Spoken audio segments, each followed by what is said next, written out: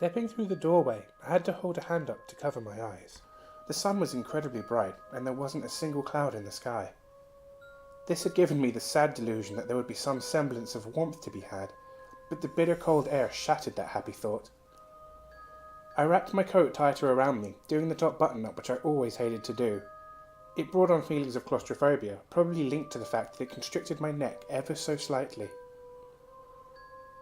My shoes hit the tarmac and I began to walk out into the playground, a line of excitable children following me out before dispersing amongst the play equipment.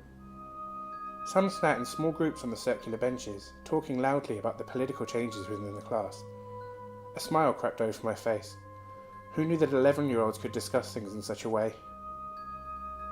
Other classes were emerging now, and a few more teachers came out to help keep watch. Jenny caught my eye and smiled, and I gave a small nod in reply. Soon the playground was swarmed with children, running around, playing games, excitedly discussing television shows and which video games they were playing. Plenty of them felt the need to come and share this information with me, and I of course went along with this, laughing and smiling. Although it could be the cause of a few accidents, the playground in a primary school often felt like one of the happiest places to be. I was content, but obviously alert to any potential dangers. Then I noticed her. There was a small girl, younger than the age I taught, maybe 6 or 7 years old from her build, and she was slumped in a corner next to a fence, hugging her knees to her chest. She wasn't wearing a coat, nor was she wearing the school jumper with our logo emblazoned on the front. She was sat on concrete, huddled in shadow, her dark hair cascading over her face as she looked down. God, she must have been freezing. I assumed she'd had some sort of argument with a friend and was staying away from the others, either sulking or genuinely upset. Either way, I felt the need to console her and definitely to send her back inside to get her coat. I walked over and squatted down next to her, getting to the same level to make sure that she didn't feel at all threatened. "Hey there, are you okay?" She shook her head, shaking some hair loose from her shoulders so that it covered even more of her face. "What happened?" Silence. It was at this point that I began to feel uncomfortable. I have no idea why. I'd had conversations just like these a dozen other times. Some children felt like talking, some needed consoling, some just needed space, and we obviously gave them that. They usually spoke when they were ready. But this situation though, something about it had me on edge to the point where I could actually feel the adrenaline kick of a flight or fight response. "Aren't you cold?" Another shaking of the head, and then a meek voice came forth from the mass of her hair. "I never get cold."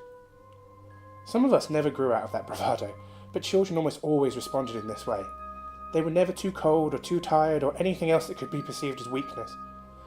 At least, not when you asked them. "Well, I think we need to get you inside to get your coat, or at least your jumper." No. The voice was no longer meek. It was commanding, and her head shifted slightly so that it was raised more towards me, revealing her face. I tried my best not to, but I recoiled slightly. In this light, in the shadow of the fence, her eyes appeared entirely black. No iris, no sclera, just pure black ovals reflecting my own face. She sighed gently and her eyes closed again. "I want to play." "Well," I began, slowing my breathing and keeping the momentary fear out of my voice as best as I could. "You can play after we get your jumper." "Will you play with me?" "Sure." She tilted her head back now, the rest of the hair falling away as her eyes snapped open again suddenly. Again, those eyes. The pure black pools reflecting my own concerned face. "We have to play. You have to play with me." I'd stood up and taken a few steps back. She was shaking now, but she didn't seem to be shivering. There was no fear in her face, nothing that suggested she was cold anymore. It literally looked like she was shaking in anger, in pure rage. Her blank, expressionless face had contorted into one of anger, her eyes narrowing and her lips pulling back until her teeth were bared. I'd stumbled back a few more steps to put some space between us, but then I'd frozen. I felt simultaneously terrified and entirely embarrassed. Here I was, a senior teacher in a playground full of children and other staff, and I was retreating in horror from one infant. I opened my mouth to speak, and then the bell went, the ringing which symbolised the end of playtime. The anger vanished from her face, and her eyes closed again as children rushed around me, between us, none of them even stopping to register her as she rose from the ground. I found my feet and walked towards where my own class were now lining up. My eyes locked on her as she stood upright, and once more I was shown the darkness behind her eyelids as they opened. Her lips pulled up into a smile that chilled me more than anything I had counted in my entire teaching career. And then, lost in the throng of running children, I lost sight of her. Once she was out of my sight, it was easy to dismiss that what I had seen had just been a trick of the light. My own senses confused, causing me to become afraid, which then in turn caused me to be let down once again by my senses. I never saw that child again. I never noticed her so I could confirm or disprove what I had seen. And not long after this I changed schools, transferring somewhere closer to home. I had begun to put it out of my mind, dismiss it entirely.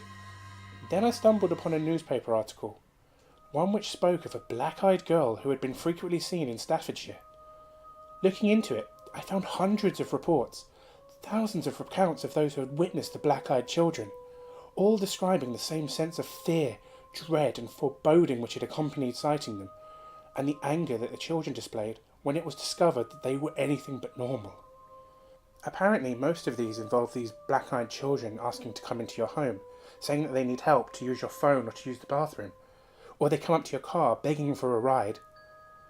I have no idea what happens if you allow them in, and the teacher and me would find it very difficult to turn them away and say no.